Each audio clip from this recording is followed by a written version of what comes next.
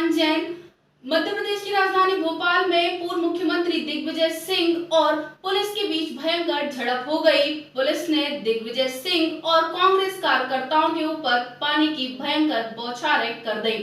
दरअसल मामला गोविंदपुरा इलाके को है, जहां आरएसएस को जमीन देने को विरोध कर रहे थे दिग्विजय सिंह और कांग्रेस कार्यकर्ता। कौन करेगा? सरकार करेगी ना सर, या कर देगा सर। सरकार करेगी तो वो लेवल आपने अपनी बात कह दी, वो निर्णय वहां से होगा, पुनर्विचार होगा, कैंसिल हो जाएगा।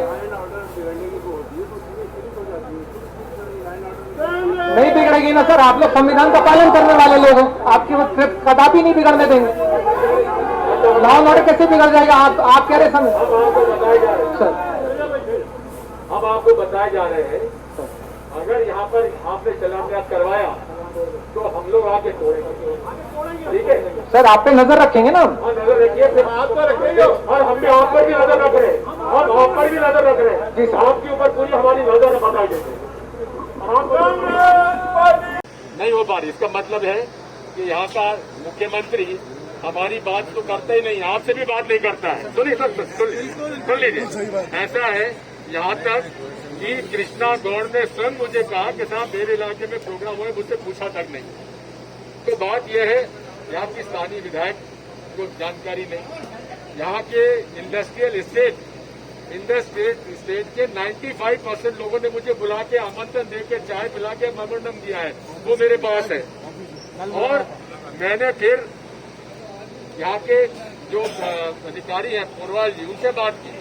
मैंने सतलिजा जी को फोन लगाया, उनसे बात नहीं हो पाई। मैंने सीएम साहब को फोन लगाया, उनसे बात नहीं हो पाई। और कल शाम को 6 बजे से लेकर आज तक अभी तक उन्होंने, मुख्यमंत्री जी ने मुझसे बात करना भी उचित नहीं समझा। तो उनकी मानसिकता हमको समझ में आ गई है और इसलिए हमारे पास अब कोई विकल्प नहीं है। आप हमको गिरफ्तार करिए, हम तो जाएंगे। धन्यवाद। शिवराज सिंह चोर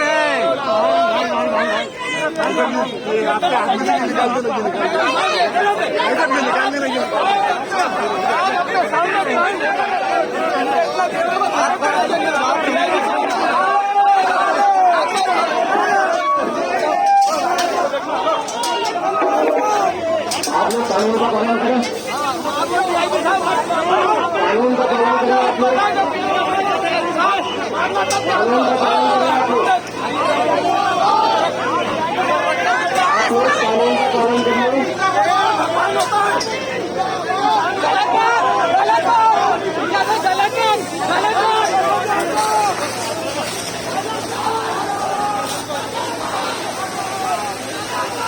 कानून का पालन करिए आप लोग।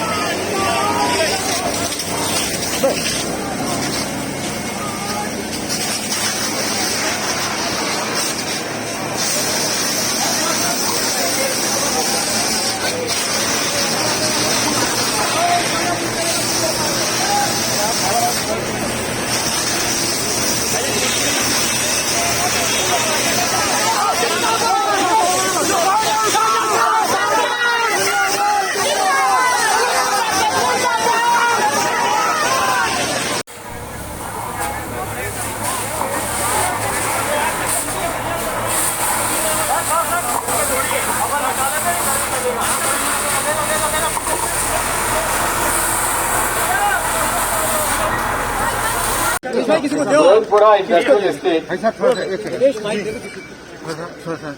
का यहाँ निर्माण हुआ था।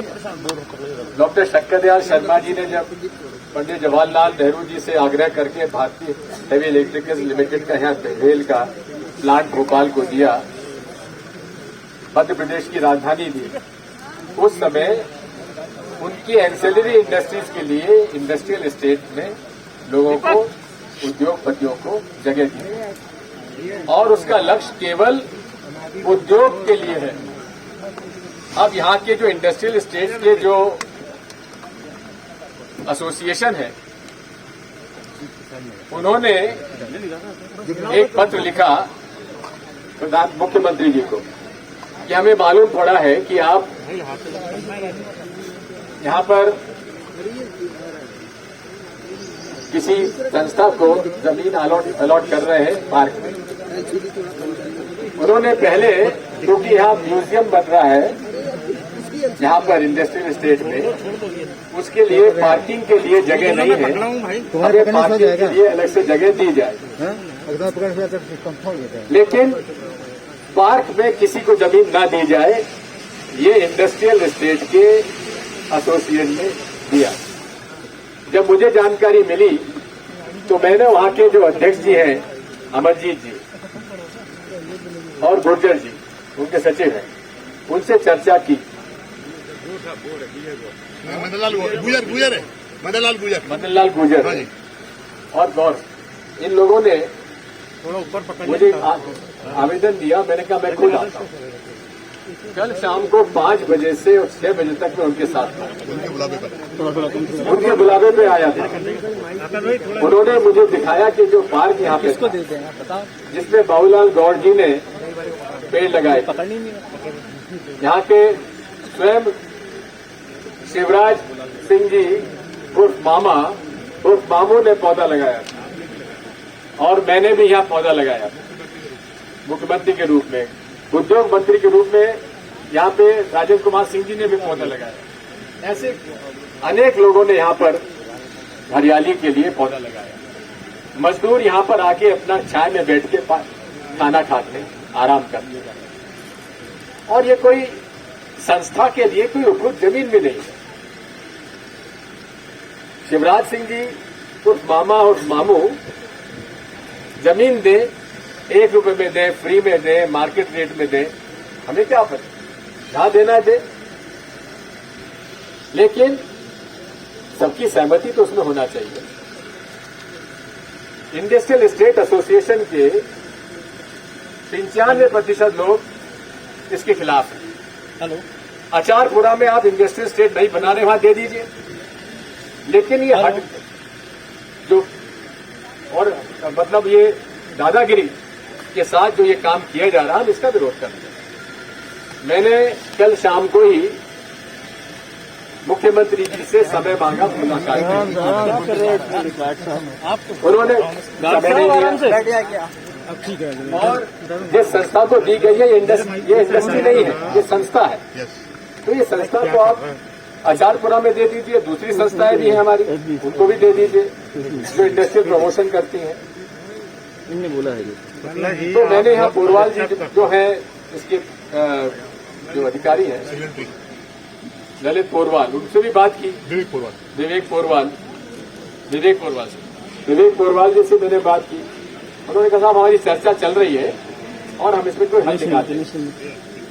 तो हमने प्रशासन से यही कहा कि जब तक हल नहीं निकल जाता तब तक आप इसमें शिलान्यास मत कराइए। स्वयं मुझे बताया गया कि कृष्णा गौड़ जी मुख्य अतिथि, मैंने उनसे बात की। उन्होंने साफ शब्दों में कहा कि हमसे तो इसमें परमिशन भी नहीं ली और मुझे विशेष अतिथि का कार्ड भिजवा दिया कि आप भी आ जाइए। तो ये पूरे तरीके से ये असंवैधानिक है, अनैतिक है और मजदूर और इंडस्ट्री के खिलाफ है। वैसे ही तो इंडस्ट्री कोरोना काल में बुरी तरह से बुरी हालत में है, मजदूर निकाल दिए गए। अभी बीएचईएल में भी मजदूरी कम कर दी गई, उसकी लड़ाई हम अलग लड़ रहे हैं। सर आप लोग विरोध तो इसलिए हमने ये विरोध किया है। न इसमें लैंड यूज चेंज हुआ, न नगर निगम से परमिशन दी गई। हमने जिला कलेक्टर साहब से कहा कि आप लैंड यूज का भी मुझे बता दीजिए और बिल्डिंग परमिशन की इजाजत भी दिखा दीजिए, और आप मुख्यमंत्री जी से हमारी मुलाकात करा दीजिए। लेकिन कलेक्टर साहब कहते हैं कि वो अवेलेबल नहीं है। तो भाई किसके लिए अवेलेबल है? केवल चंदाखोरों के लिए अवेलेबल है? केवल दलालों के लिए अवेलेबल है? किसके लिए अवेलेबल है? मैं आज इस अवसर पर कांग्रेस पार्टी की तरफ से हम लोग इंडस्ट्रियल एस्टेट एसोसिएशन के साथ खड़े हुए हैं और हम लोग उनकी लड़ाई लड़ेंगे, अदालत में लड़ेंगे, सड़क पे लड़ेंगे, विधानसभा में लड़ेंगे, सब जगह लगेंगे। सर आपको चोरी लगी है?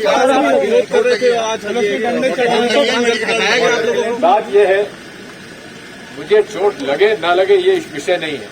10 चोट लग जाए मुझे फर्क नहीं पड़ता। मेरी लड़ाई है, जनता की लड़ाई है, मजदूर की लड़ाई है। और जब हमने उनसे कहा कि हमें बात करवा लीजिए, तो जब उन्होंने मना कर दिया तो हमने कहा हम ठीक है, हम जाएंगे, हम जीते जाएंगे। तो खैर जो भी हुआ है, हमारी लड़ाई अभी खत्म नहीं हुई। ठीक है, वाटर कैनन चला दी, हाँ थोड़ा सा कान में घुस गया पानी, ठीक है, कोई दिक्कत नहीं, लेकिन हमारी लड़ाई जारी रहेगी। और साथ में हम लोग जब तक ये इंडस्ट्रियल एस्टेट ये एसोसिएशन है वो हमारे साथ है, हम उनके साथ खड़े रहेंगे।